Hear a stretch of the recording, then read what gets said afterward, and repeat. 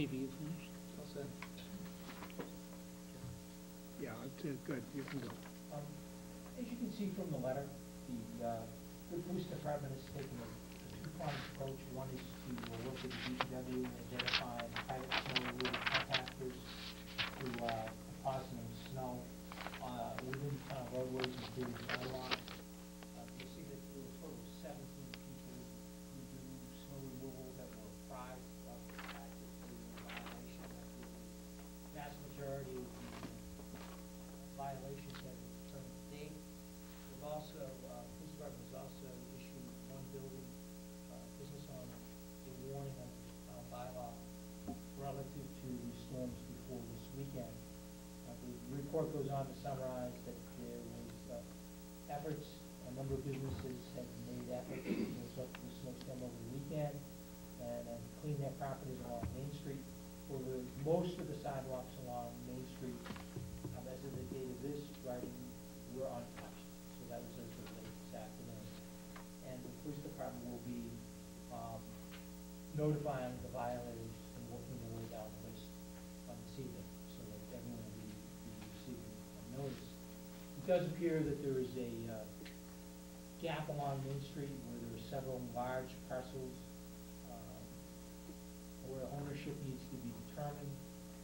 These stretches of business property have not been cleaned, and it's likely that even with the most diligent efforts to clean the sidewalks, some of these vacant properties will result in pedestrians having to walk along within the street. The recommendation of the police department is we should look at handling the Main Street area similar to the we do the town center area, which is the DPW would be involved in some cleanup operation of sidewalks, and then the police department would follow up with enforcement actions to make sure that there's compliance with the town bylaw. Question going back to the 17 violators. These are contractors that are doing snow removal in the business district or everywhere in town? Everywhere.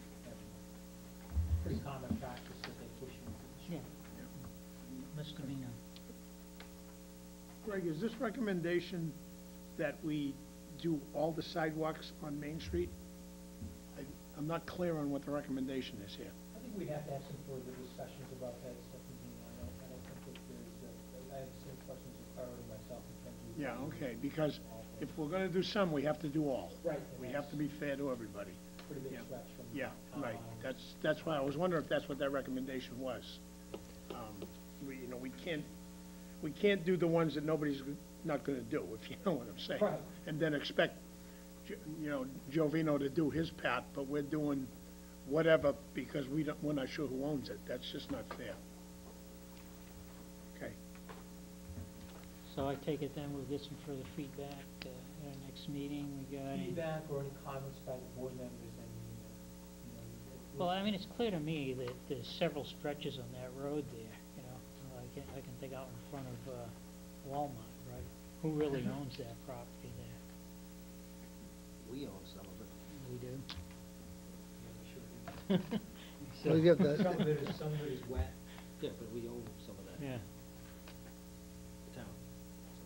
The town. That poses another problem, Joe. Well, we clean our area. I mean, Part of our wastewater treatment, we were talking about Yeah. cutting through across the Walmart. It might be worthwhile having, at our next meeting, maybe kind of a rough layout on a map or something, identify what the town property is, and if there's areas that we don't really know who the business owner is, we try to get that squared away. Otherwise, I think Joe's right. If you're going to ask the town to take areas that are not town property and plow them on Main Street, then we ought to do all of Main Street. We need to know what the additional costs would incur as far as doing that too. But yeah, Yeah. it appears as though that's what the suggestion is here. you have to plow all Main Street. You just give it the one quick pass through, do the initial pass through, and then require the business owners to clean it up. Again, the first pass through is probably the most difficult. Well, if I may. Yes. I think the default on the town ordinance is that it falls on the owner of the property. And the question was asked, well, what's in the contract between the tenant and the owner of the property? Well, that's not our concern. It fundamentally, it boils down to the owner of the property is responsible for the removal. How he gets it done is his own business. If, as a renter at property in Boston, if my tenant doesn't shovel that sidewalk, I have to pay it. So it comes back to the owner of the property.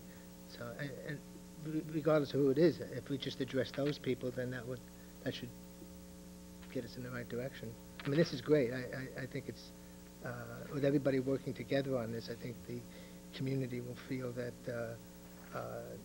the necessary action is being taken and feeling like they're being heard. So I think this is fantastic.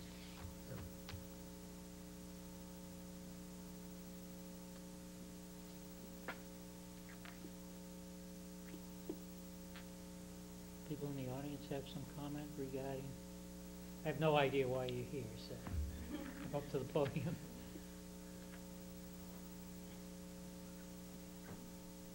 You're offering to remove all the snow from the sidewalk?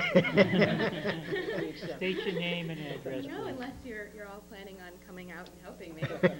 I guess my one concern is Name and address, I'm please. Monica Gregoire, I actually live at 2 Greenbrier Drive, Unit 306, and we actually walk up and down 28 with our dog in tow. And my one concern is, of course, has been the snow removal. We have a lot of people that walk. We have a lot of children moving into the complex. We have elderly people. And for instance, this afternoon we were trudging through the snow, and large stretches of 28 weren't cleared. So basically, we gave up, turned back home. It was slippery. It was dangerous, and sometimes I see people walking along 28, which is not exactly the safest place to be in the street. So I just don't want to see anyone hurt or killed, and this is a major safety concern. So we want to make sure that something is done. And I understand that 28 is a mass highway, so there's some conflict between who actually maintains the road. As a citizen, ultimately, we want someone to maintain it, and I understand that there's costs involved, but there's also some costs involved if someone is maimed or killed. You're talking about sidewalk now. Yes, sidewalks. So if there's some type of resolution, I definitely would like to see that. I did hear that DPW has a new piece of machinery, so I don't know if they plan on just going ahead and implying that, or billing owners who don't, finding them, billing, whatever. Just somehow the sidewalks need to be cleared. That's an interesting thought. I thought about that. Could be a revenue Some of them producer. might be willing to But pay just to get take it off, done. just to take off what Monica was saying, I think last Wednesday when I was coming to sign the warrants, I saw 3 people walking, I guess it was about 3 o'clock in the afternoon, walking on 28 northbound. And I'm saying to myself, are they crazy? But there was sidewalk there, but they had no place to go. And they had their coats, it was windy and cold that day, and they were just walking up. I guess people are going to, there's been an increase of people using 28 more than ever before. And even though in past years we haven't had, if we look back for a long period of time, we haven't had any accidents or anything like that, but we may start to see an increase in that. So if we can solve this problem, we also might be making North Reading a little bit more viable for pedestrian traffic in such a way that it'll be good for business as well. Gentlemen here for echo. Moral support. Excuse me, Monica, what was your last name again? I'll spell it G-R-E-G, like Greg, O-I-R-E. Okay. And definitely added walkability with facing out. Yeah. Thank you for coming. So I think it might be worthwhile, Greg, if we could get sort of the map of 128, kind of Yeah, maybe, identify those areas? Yeah, yes, ma'am. Yeah. We could take the vacant properties or the owners unknown and town property. And then maybe from the DPW director, get an estimated cost per mile or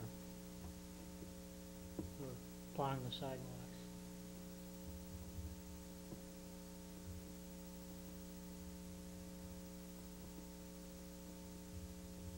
That's just Main Street.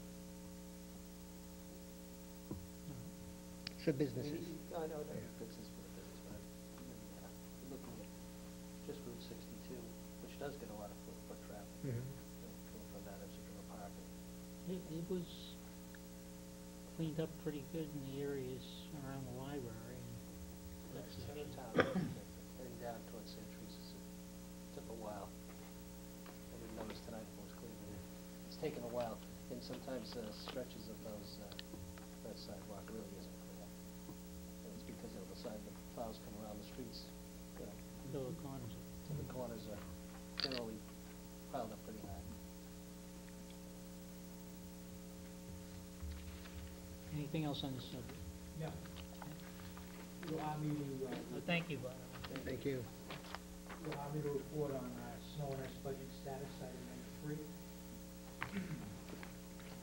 Just for background information, we have an annual budget of $175,000 for the snow removal costs throughout the town.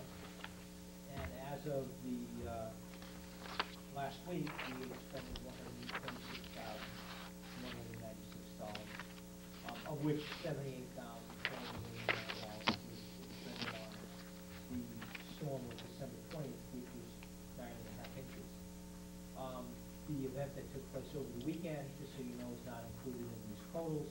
However, given the duration of that storm and the longevity and the timing of it, I would not be surprised to see it in that exact range, if not a bit higher, which means that the budget will be in a deficit spending status.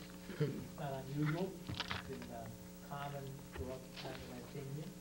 It is one of the only accounts allowed by the Commonwealth that you can overspend.